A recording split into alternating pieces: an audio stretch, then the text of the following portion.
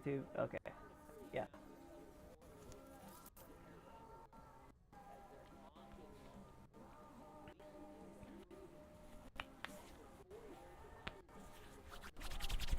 I'm cold.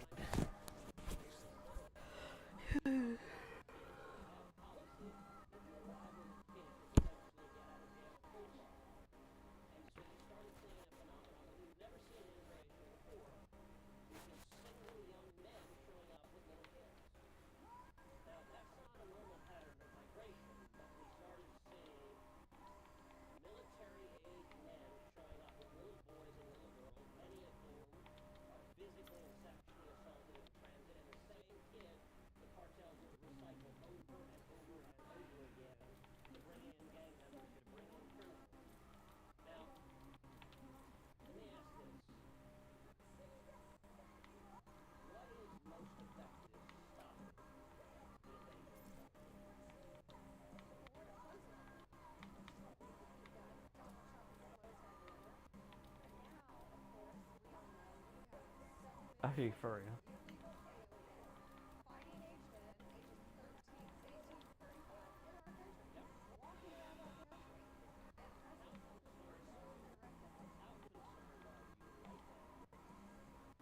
I'm fine with bird's eye. Especially this long range one. I think this one should be tempered though.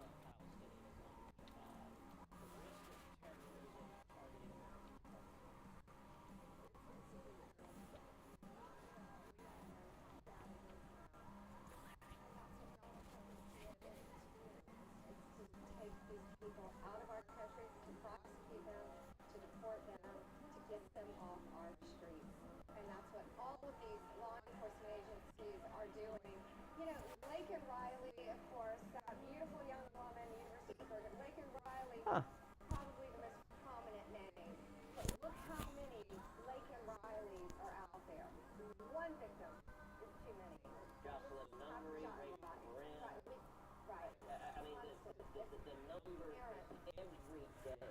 This year. And I got to say, so already in the first 2 weeks, you sued New York, you sued Chicago. Here, you clap for that. These sanctuary cities that are fighting, and I'm going to say Massachusetts in particular. Actually, in our last podcast, we talked about this. Yeah. How Massachusetts continues to this day to have violent child rapists, illegal immigrants, who they release on the streets and they refuse to notify ICE. They refuse. These are illegal immigrants who can be deported immediately. And the Massachusetts officials take criminals who violently rape little kids. Let me ask you, what is your message to a mayor, to a local official who wants to defy federal immigration law? Well, our message is very clear. I sued Illinois first. Oh. Chicago. First day. Nothing. Didn't hit a shot. Very strong warning. If you don't comply with the law, you're next. And guess who didn't listen? New York. Kathy Hochul got sued. They all got sued in New York. And if you don't follow the law, you're going to be next. Because we are going to get violent criminals off the street. And Senator, it's more than that. They're endangering the lives of our great men and women in law enforcement. Yes. That's what people don't understand. When you're hiding illegal aliens, Where are we going? Where are we coming from? Wow, dude. They still haven't fixed that? Let's go here. So let me ask you, 2 weeks into it, you've been at DOJ. What's your assessment? Is it as bad as you thought it would be? Is it better? Is it worse? It's worse. Of course, it's no worse. We're inheriting chaos. Worse meaning, yeah, that department had completely lost its mission of fighting violent crime. Look what they did to President Trump. Look at the weaponization. The weaponization ended. And the deep state is very real. I think all of you in this room know that. It's very real. And people trying to undermine everything you're doing. 3 weeks into it, I went in one department and found huge 20 by 20 glossies of Joe Biden, Merrick Garland, and Kamala Harris still hanging up in my office. They're gone. They're gone. They're gone. And guess what's replacing it? A a very handsome photo of a man named Donald Trump. Not the one in the hallway, right? That picture? That one. That one, okay, I like that one. That was in replacing. But you know, I make light of that. But that's. Do I get an slide? You know, he'd been in office 3 weeks, and the deep state still has those pictures hanging, and to me that's defiant. It's insubordination, not going to happen. But you know what we said. Most people, the majority of the people, are great people who went to law school, became prosecutors, became law enforcement agents to fight crime. You've spent your professional life as a prosecutor. Where? How important is it to you to go after bad guys and to get bad guys off the street and keep them safe? It means everything. And the drug epidemic, you know, the fentanyl just flowing into our country now, the terrorists, the gangs, TDA, Trans-Dagwa, MS-13, all of the gangs who are now terrorist organizations. We've got to stop them. And that's why we do what we do.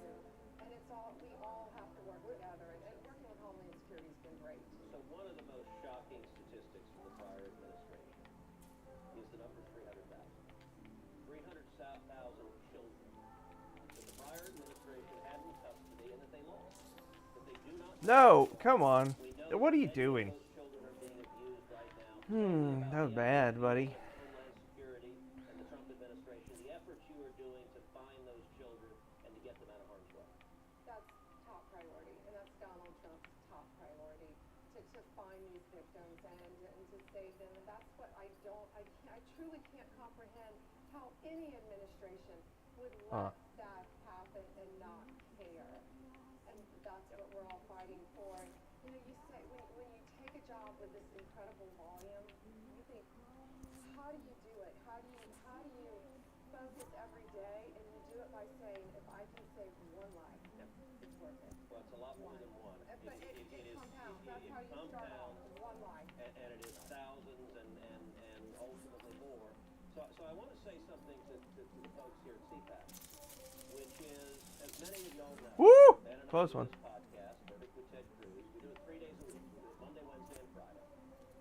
We've got roughly 1 million unique listeners all over. Where do I want to go? And we did this to go around the Let's go over here by the to church. go directly to the American people and to bring the truth and bring the facts. So I want to ask everyone here. Many I of guess y'all about already 500. subscribe to the pod, but I want to ask everyone here to pull out your cell phone right now. Pull out your cell phone and text the word verdict. VERDICT. Text the word Somebody verdict took it. to 24005. Again, 24005. I'm still trying to find him. When you text verdict to 24005, what you'll get back is a link. A link to subscribe to the podcast. Now, if you're under 40, you know what I'm talking about. And if you're not, ask your kids or ask your grandkids. Although I'll say, if you're at CPAC, you're pretty hip and connected. So you may know as well if you're here at CPAC. But every Monday, And subscribe doesn't mean it costs you money to quote your dad. Oh, my father points out that my dad is 85, and he said when he hears subscribe, he thinks it's a magazine subscription. There's no charge. It just magically appears in your phone early in the morning on Monday, Wednesday, and Friday. And we bring in guests like the Attorney General of the United States, and we focus on what is happening, the victories that President Trump is winning, and the news that the corporate media won't cover. I didn't think I was that close to death. 24005. I want to ask you Struggling. a question. It's one that I've been dying to ask you, and it deals with all of the pardons that were given out from Joe Biden at the end. There were a lot that went to his family. It is what it is. There's one person he did not pardon. That would be himself. There are a lot of people that think there should be accountability. Should this be something that is looked at to see what he did while he was president? Don't you find it very interesting that Ever wondered what your home looks like from space? Enter your address and get a 360-degree satellite view of your home. Courage to stand for your convictions. So I'm humbled here to talk to you about why I love the American dream. My story's pretty simple, it's unique, and some of you share in it. My parents were born and raised in East Africa.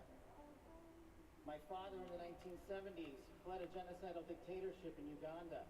where he saw 300,000 of his countrymen murdered, where he saw what lawlessness would do if it was allowed to break through the system of constitutional justice. He fled, like so many others. He married my mother. They moved here. They waited in line. They stood in line because the American dream was worth standing in line for.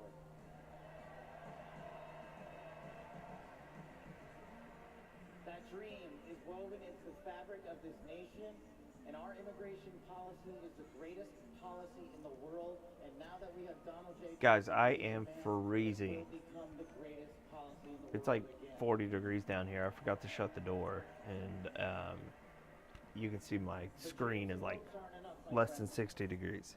We gotta get to work. That my computer's running And we gotta accept the cold. realities that too many of you know from your communities.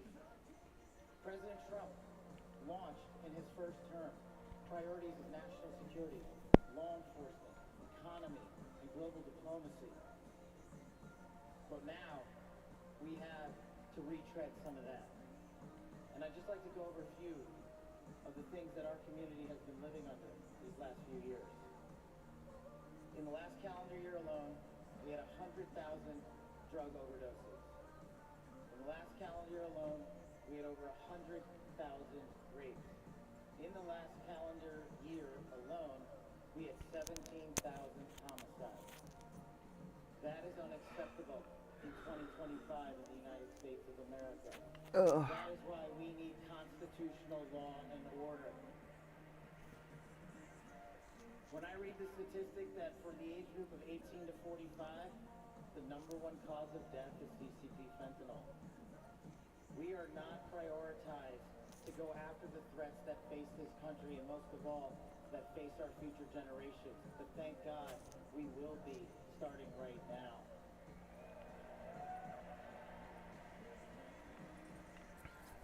President Trump and J.D. Vance's leadership and administration will usher in the priorities that I cherished during my 16 years in government service. Oh no! That we will always, always That's frustrating. honor the men and women who wear the cloth of our nation and stand on that wall and tell you nothing's getting by them tonight.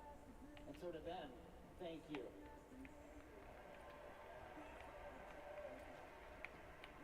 Bro, take it easy. To our teachers and our frontline workers and our first responders, y'all choose to show up every single day for our children, for our communities, and we will now show up for you. Thank you for keeping us safe.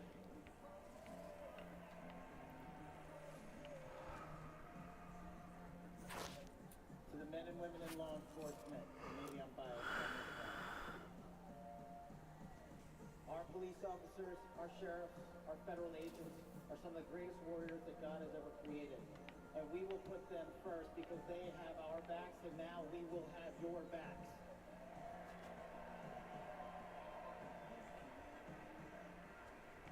I am standing here because of the American dream. I am not standing here because of the color of my skin. I'm standing here because I earned my right on this stage, and you earned your right to be here with me.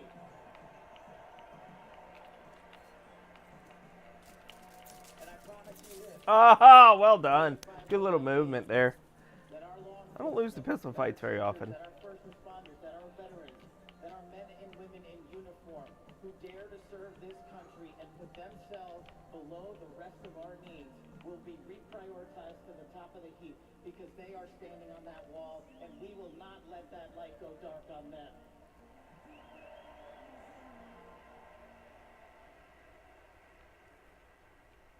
Whether I was a national security prosecutor, a public defender, President Trump's deputy director of national intelligence, his chief of staff at the Department of Defense, or so many other roles that I was humbled and privileged to serve when I swore an oath to that Constitution, which I hope to do so again one day soon. You have my word that you have ushered in a dynasty of change. You have ushered in a dynasty that will allow our children to live this American dream. My American dream. Oh, I don't want to be over here. I am living the world's American Ugh. dream. I am Okay. the son of lawful immigrants. We work Well, I was hard gonna to go to that just one. I was like you going. all do, and I'm gonna make you a deal. I promise You know, I this will is right not below me. quit on your children. I I will never quit on their children, because this American dream does not belong to me. It does not belong to them. This American dream belongs to the world.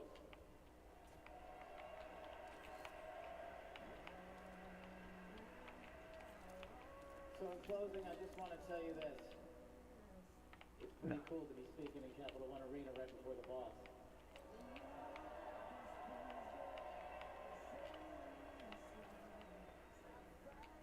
You've inspired me beyond words. Your love, your devotion, your commitment to our country, everywhere I go, shows us that we are not only the beacon of hope, but we are the land of constitutional justice. We are the land under Donald J. Trump and J.D. Vance, where we are going to end the two-tier system of justice. We are going to remove the weaponization of the intelligence community for political purposes. And we are going to put the men and women of America first.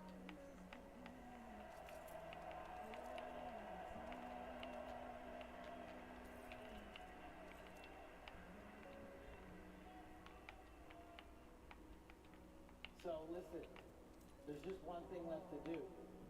We all got work to do. We've got the greatest president, the greatest vice president in the history of the world. And so I just need y'all to do a little bit more. Every time you see a law enforcement officer, every time you see a veteran, every time you see a teacher, shake their hand.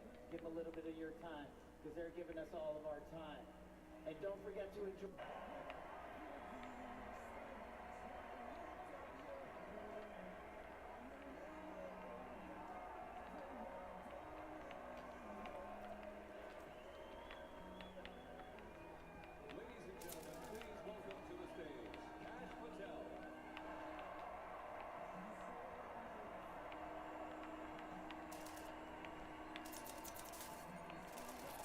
How? I done cracked it on full. That was quick.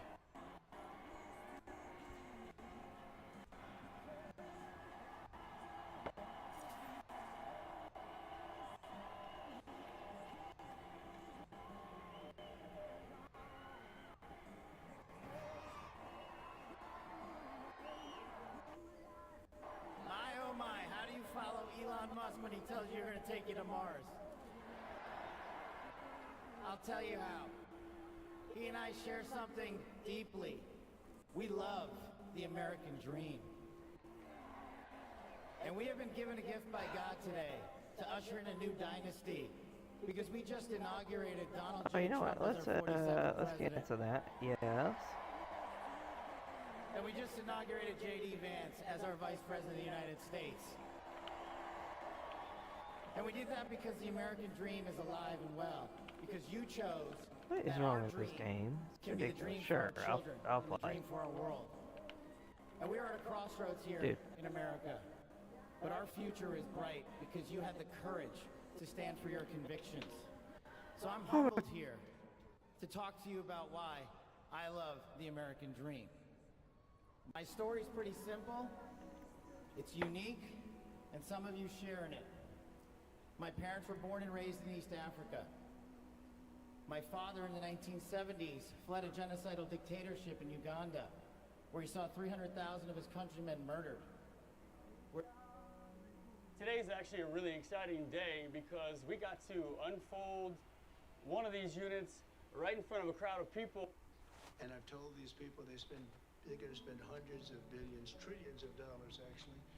So I need double the energy that we have right now, and even more than that, from what I'm understanding, which is hard to believe. In other words, take every car, everything, every building.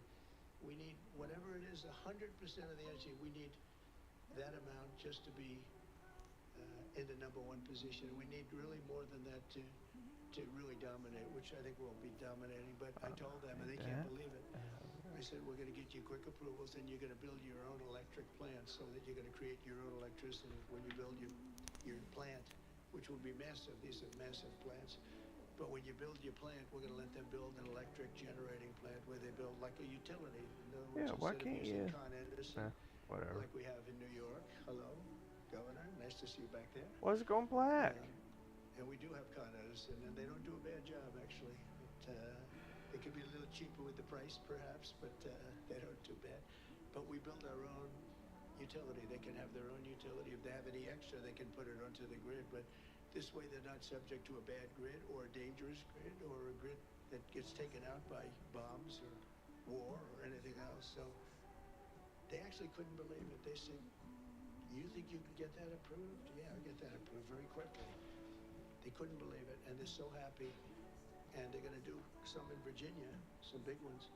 But we're going to go, and this way it's really a self-service. They just have this massive building with a large electric generating facility that'll be powered by natural gas mostly. Some will use coal, some will use nuclear, clean coal. I only say clean coal, but some will use nuclear. They have their right to do it. None will use wind. Oh, because a wind new doesn't one work. over here.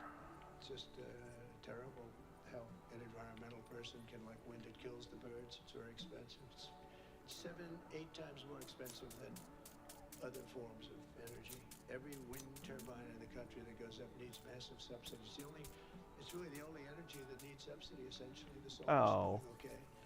So it's the Worst only way. case. To combat inflation, I declared that national energy emergency, and we're going to unleash the liquid gold under our feet to bring the prices way down. That's going to happen. And That's how fast I again, can pull it. we're going to have a big part of that's going to be natural gas, which is very, very clean. I think I'm gonna go grocery store. We're going to do as many forms of energy as we can, and it's going to be something I think everybody knows, and you're going to call me or anybody else if you have difficulty or problems, but you're going to have levels of business being brought to this country that That's pretty you've far never out of seen the way. before.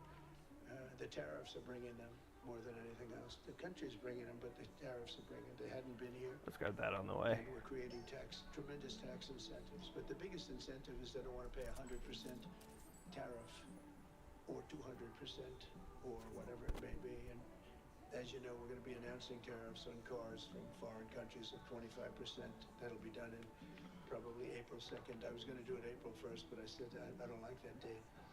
It's going to cost a lot of money to wait one day. You know, I don't know. What do I do there, Pam? Maybe should I do it just April 1st? It costs a lot of money, that extra day, Marco. You figure what that costs. Let's do it April 2nd, right? I just don't want to take the abuse. We created the new Department of Government Efficiency, which you may have heard about. DOGE, which is now waging war on government waste, fraud, and abuse. And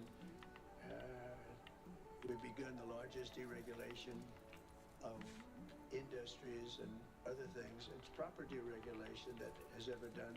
I lead the way on my first 4 years. We did more deregulation than any other president in history. And I brought a little list along that I thought I'd just read some of the places when you mentioned DOGE, some of the places that this money has gone. And these are the ones that I feel I can read. There's some that are so nasty and dirty and horrible that I don't want to really read them because I assume they have television on. I guarantee they do. Did I I never let the pick that press in thing up? today because we have What did nothing I to have? hide, right? It's much better. Yeah, They get said, "Do you out of wanna here let for the my press in?" camera. I said, "Why not? You think Biden would do that?" I don't think so. $520 million was given for a consultant to do ESG, that's environmental, social, and governance investments in Africa. $520 million, $25 million to promote biodiversity, conservation, and social responsibility behavior in the country of Colombia. $25 million, $40 million to improve the social and economic inclusion of sedentary migrants. They have no place in particular they were thinking of. There is no location. The money was sent out, but they have no idea where it's going.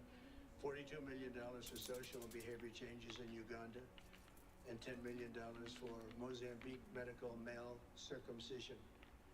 People that want to be or have to be circumcised in Mozambique. $14 million for improving public procurement in Serbia.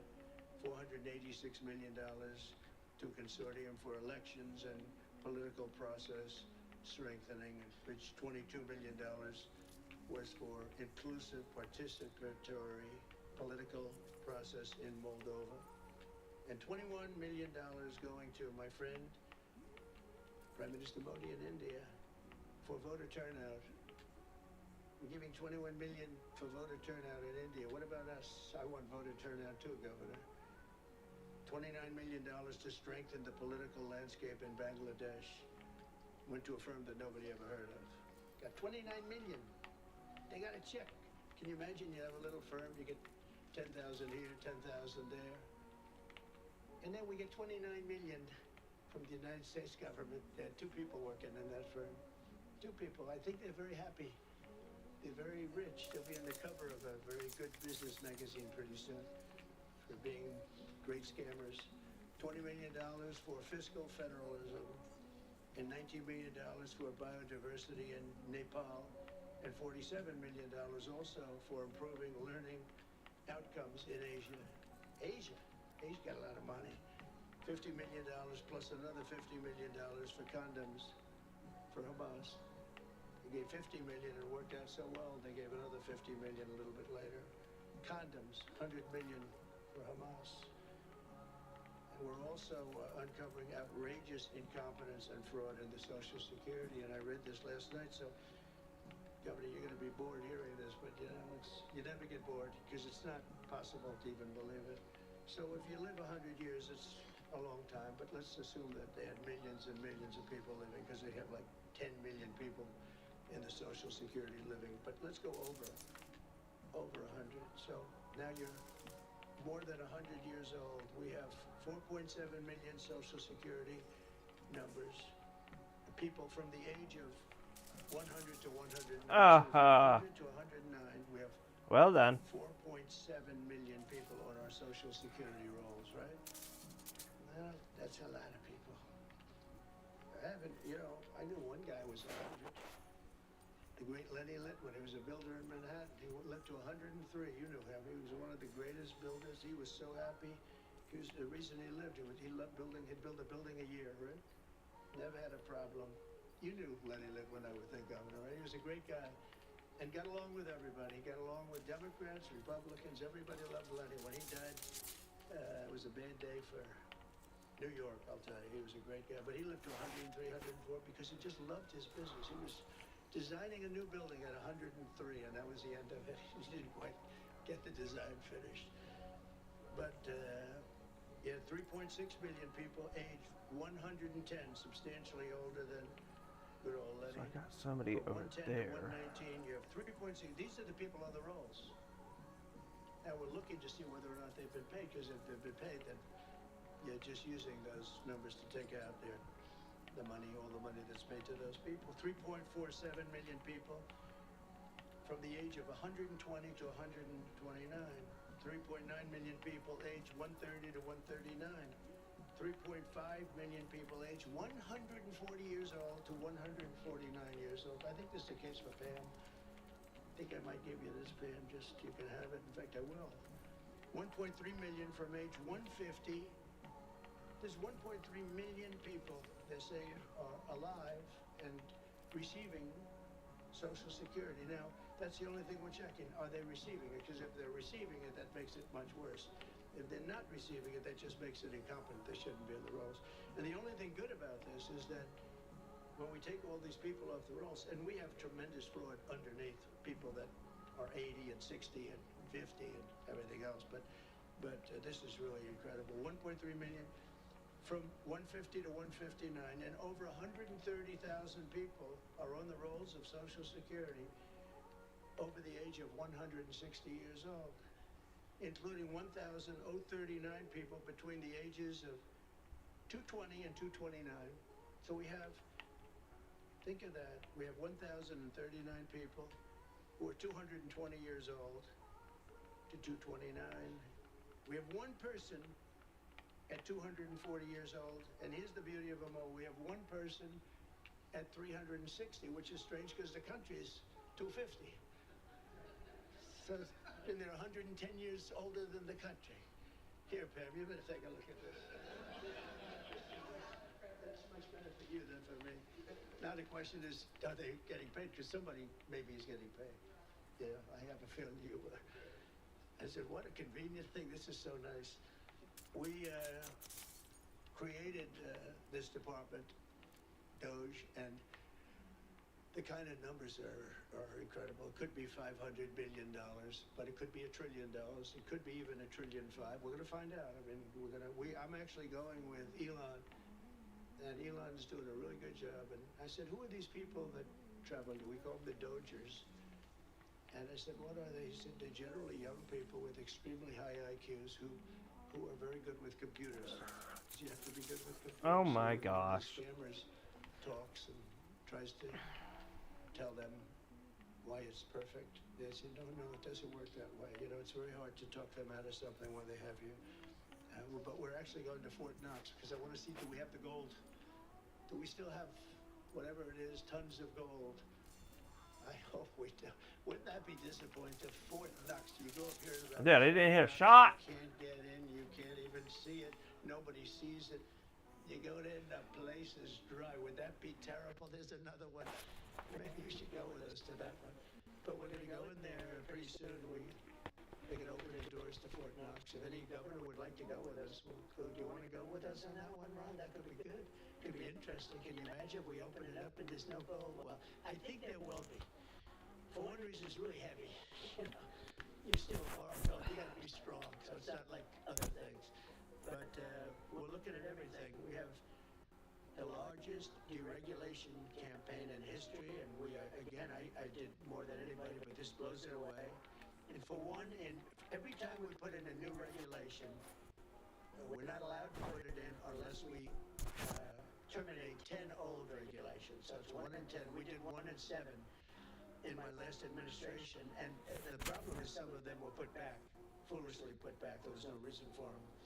So if you truly want a turbocharged economy, you have to do that, and you have to get rid of the regulations. I think one of the reasons before COVID, and we did a great job with COVID and it was a hell of a thing for all of us, everybody here. But some countries will actually never recover from what they went through.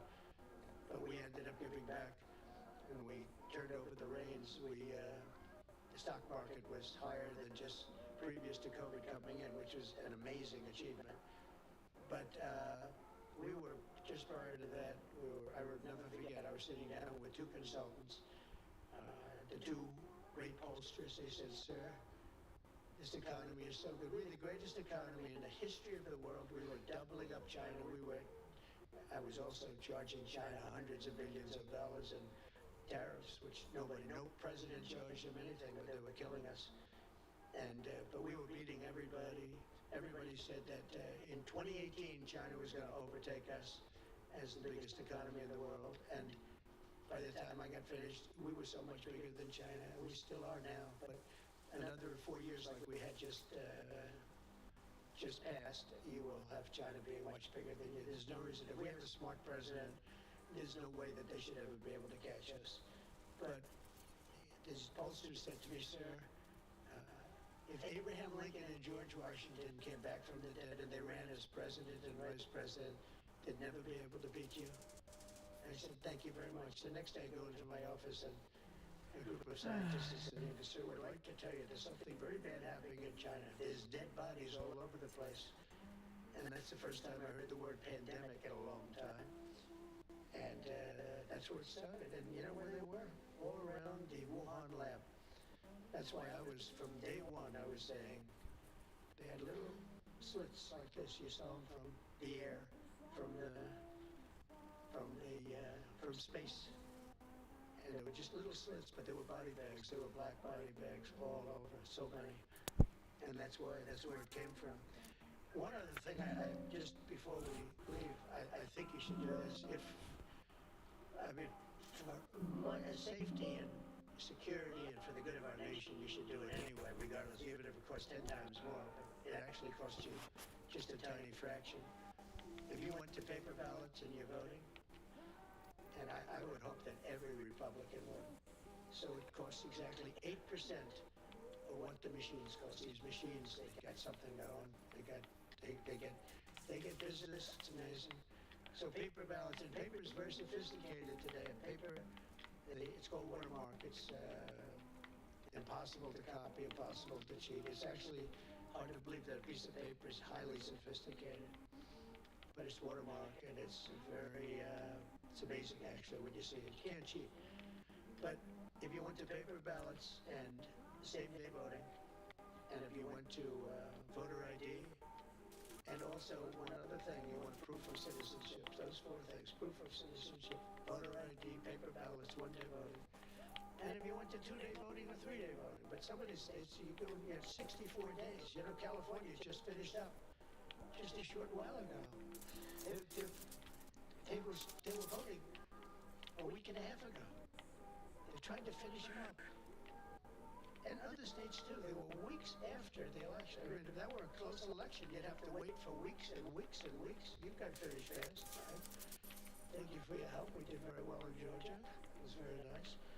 But some of these states, if you had a close election, you wouldn't know who won. And then, you know, once that happens, then you really never know who won. But you would save tens of millions of dollars, forgetting about right, wrong, and security, safety, our country, our Constitution, and all of this. Number one, you'd have a much safer election. Number two, everybody, you know the results of your election by 10 o'clock. Everybody, it's a beautiful system. 4G. Boxes of 5,000, boom. I could use a good And SNG. you know and examine each box. It's so simple and so good. I did ask Elon because he knows more about computers than anybody, and I said, what do you think of the voting system? I can hear like Computers everything. are not It's kind of meant for disconcerting. voting. It's just not a good. It's too many transactions taking place too quickly. It's just not. He said, honest, and I've gone to the best people, the smartest computer minds from MIT, from others. My uncle was a professor for 41 years at MIT, and a brilliant guy, and, Oh. and I got to know a lot of Little the lag in people it? up there. And they will tell you that the most secure way that you can secure the election, and probably the fastest way, because it can be very little hanky-panky, is paper ballots. Can you believe it? So I hope, Sarah, that certainly the Republican governors, but if you want to save a lot of money, you go to paper ballots. It'll cost you 8% of what the costs are now. And that's based on a good deal for machines. And then when you go through the days and weeks and months of waiting, France had mail-in ballots. Anytime you have mail-in ballots, you can have fraud, without question. And France had it, and they went back to paper ballots. And I saw their election, and their election was over at 9 o'clock, and their numbers came in at 10:05. And there were no complaints. They had a winner, they had a loser, 39 million votes. And it was done. We're one of the only people that has now mail-in voting. One of the only countries that has mail-in voting. Remember Jimmy Carter when he did a commission? And I think they had Scoop Jackson, they had some, at the time, big senators. And their conclusion was, if you have mail-in voting, you're going to have massive fraud. And we had it in New York with the congressional race. Remember the congressional race? Where it took them forever to, like 6 months later, they declared, who was it, Jerry Nadler or somebody? They declared him the winner 6 months later. But it was somebody. Oh no, it was the woman, the congressman. I won't mention her name. But she won, but she didn't win, and it was really very sad to see that whole thing. Democrat, that was a Democrat, and a Democrat, that was a primary, but they had the mail-in voting. It's just a disaster. So it's very, very expensive. If you want to save money, if you really believe that the computers work, which they don't, but if you want to save a lot of money, all you have to do is go to paper ballots, and you'll be cutting it down by millions and millions of dollars. So America will see ya. take off like a rocket ship. You're going to see things. It's so great for the governors, and Democrat governors are going to have, you're going to get the benefit of this. You're going to be opening up plants, and you're going to be.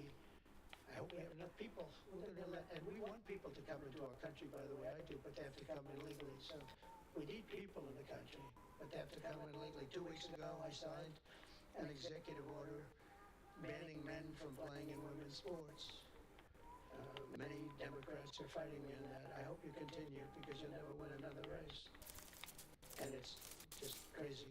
If you look at what happened with the boxing, if you look at what happened with the weightlifting numbers, where a record that hadn't been broken for 19 years got shattered.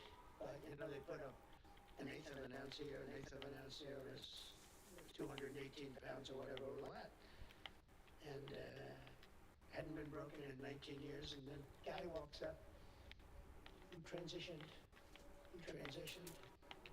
and he knocked out that record by about 100 pounds. That will be a record not going to be broken again in a long. So we put a ban on it, and to protect women. I mean, the women, if you watch the Olympics, you had two transitioned people that were fighting in the women's boxing. They have women's boxing category, and if you saw that, it was brutal. What happened to the Italian woman was a really good boxer. After one punch, she said, no more. I've never been hit. It was a left. It was not even just a left jab. She had hit so hard, she said, I can't do it. They forced her to go out. No, go out again. You'll do it. Goes out again, gets hit again. No, that's it. She didn't want to die, and that's crazy, but the NCAA has complied immediately, by the way, that's good. But I understand Maine, is Maine here, the governor of Maine? Are you not going to comply with it? What? Well, No, sir. Well, you better do it. You better do it because you're not going to get any federal funding at all if you don't. And by the way, your population, even though it's somewhat liberal, although I did very well there, your population doesn't want men playing in women's sports. So you better comply because otherwise you're not getting any federal funding. Every state, good. I'll see you in court. I look forward to that. That should be a real easy one. And enjoy your life after governor because I don't think you'll. I have more plates than me. Every state has a responsibility to comply with Title IX. They have an obligation, a legal obligation, and we'll be enforcing aggressively, and we're going to be protecting our citizens. We're going to protect. So just to end, this administration has been fighting for parents' rights and universal school choice. We want to do something that I think many people in this room want, and even if you don't, I think you do want it, but you might not be able to say it. We want to move the schools back to the states so that Iowa and South Carolina and Georgia and all of these states can run your own school system. And you'll do a fantastic job. Okay, we're going to do great. I mean, I use your example because you're so much into the education, done a great job with school choice. And you're doing your school choice. That'll be the easy thing. But we want to get it back, take it away. So just some stats. So at last, it's usually we're 38, 39, or 40 out of 40. They take the 40, I guess, biggest, most important, whatever it might be, but 40 countries. And we were 38, 39, and congratulations, but 2 months ago, 3 months ago, we hit number 40, so we were last in terms of education in the world. And we were first in another category, though. We were first in cost per pupil. So we spend much more, and by the way, second wasn't even close. So you have Norway, Sweden, Denmark, Finland, China. So there goes the big country there. We're at 1.4. They're rated number 5. That's a little bit scary, isn't it? But they're all.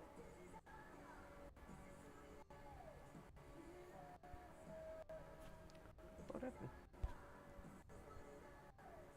Right, it appears maybe that shot did freeze on us. We were listening to President Trump in the tape playback and getting a little bit heated there, President Trump going after the governor of Maine. And we were listening in there to President Trump talk about tariffs, talking about That's weird. migrants in the country. I gotta take it off there. As the war in Ukraine there. So a lot to be discussed right there. We were bringing that to you from the beginning all the way to the end, and it looks like that shot is frozen right there. So we'll keep an eye on it for you. If it does come back, we will bring it to your attention all right here. In the meantime, do want to show you what is going on in New York City right now as supporters of Luigi Mangione. Where's he at? Oh, I see him now. As he has a court appearance today, and we are waiting for a shot inside of the hallway, right outside of the courtroom. Of course, Luigi Mangione is accused of killing the United Healthcare CEO, and that was caught on camera. And now with another court appearance, we are seeing some of the supporters of Luigi coming out in droves right now. Sure. As what we have seen. So again, we'll be keeping an eye on that for you here. I'm live now from Fox. In the meantime, let's go out to another event though that is happening live right now, and this is part of the Proud Boys doing a news conference out in D.C. So let's listen to that here on Live Now. I'll just drop in I here. want people to know what we were planning that day, because what we weren't planning was to attempt to overthrow the government. Because I promise you, if we did plan it, it would have worked.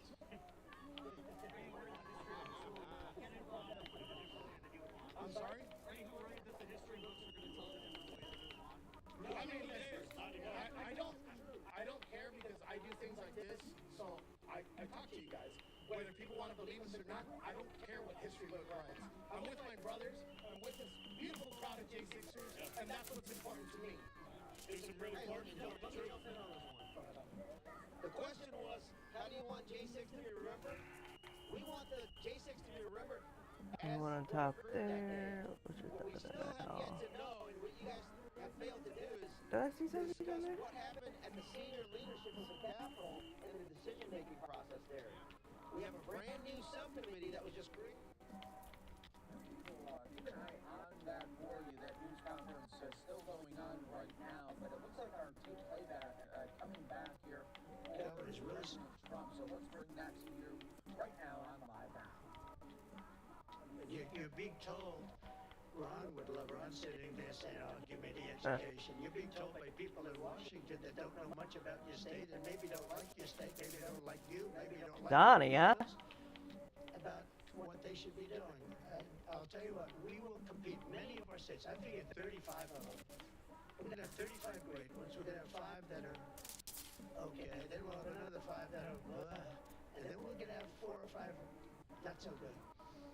But in a place like New York, we could take it as an I example. see you. Westchester County, you go Westchester, Suffolk, you go out in Long Island, you do upstate New York. You break it up into quadrants, Manhattan. But I think you could do a great job. I think the states will do a fantastic job. And we send the money directly to the states. And we're not looking even for the cuts, but you'll spend a lot less money. You're going to spend a lot less money. You know, as somebody that spent a lot of time in Washington over the last number of years, it seems like every building is a Department of Education. But I'm saying, what do these people do? What do they do? But if we could send education back, and Linda, as you know, is going through the process right now. I think she's doing really well. She's great. Linda McMahon. And I said, Linda, you're trying. I really want you to do a great job. But you're really only doing a great job if you have no job by the time we finish. You have to create no job for yourself, because we want this to go back to the states, and she agrees. And if we can do that, I think it's going to be one of the most important things we can do. So the governors, the people in this room, Democrat, Republican, will run their own school system, and we'll back them 100%, and we'll pay like we do now. But I think we'll end up having to pay probably half. But that's not the reason I'm doing it. I'm doing it because we get really bad education. And as far as the teachers union, I love teachers. And I imagine unions might form in some of these places, and if they do, that's fine, you'll deal with it. So this isn't against unions, just because I won unions. I won the Teamsters. When you win the Teamsters, that's serious. But I put in a person as Secretary of Labor who I really did it because the unions treated me so well. The auto workers, so many of the unions, the firefighters, the police unions, I got like 98% of the vote were looking for the other 2%. Nobody can find it. So, I grew up in New York, which was union territory. But we want to be able to have great education. If we don't have education in this country's going to go down. When you hear China is rated number 4 and 5 every year. And, they're a serious competitor. So I want to thank you all. And I do want to say again, call me at any time. I will take your call. If you're a Democrat, I will put you ahead of the Republican. If I have a Democrat or Republican call sign, I will put the Democrat first. Okay, I promise him. It's not a promise, right? No, I will. We'll take good care of the people in this room. And it's an honor to be with you. You're very, very smart people to do what you do to get elected. It's a tough business. But if you could take back education, and if we could do some of the things that we just laid out very easily in this plan, and you have the federal government that's behind you all the way. We'll be sending, as an example, if we do get rid of FEMA, which we should, very expensive, doesn't work. But we'll be sending federal help in if you have a big hurricane or a tornado or all of the things that I've been watching. And you'll be taken care of much, much better than you're taken care of now. You have to wait around for these people to come, and they come so late. But the worst example was what you had to go through in North Carolina. What happened there was a terrible thing. So congratulations on your victories, and you're going to have many more victories. And I'm here for you. If you want to ask a couple of questions, you could, if you'd like to. Yes, please. So I think we share excitement about disaster response and how we can do better. We've all had disasters. We usually love to see the president after a disaster that's never fun. We have fires, other people flood hurricanes. We want to be a part of helping to make federal emergency response work, changing FEMA so they're not putting square pegs in round holes. So involve our group because we're the ones on the other end of it saying, oh my God, why are they coming with this when we need that right now? Good. Thank you very much. It's very nice. I agree. Yes, please. As we go through the process of putting in your priorities as president, would you give us an opportunity to speak with you about, say, return on investment? Sure. Before we go, for example, into Ew.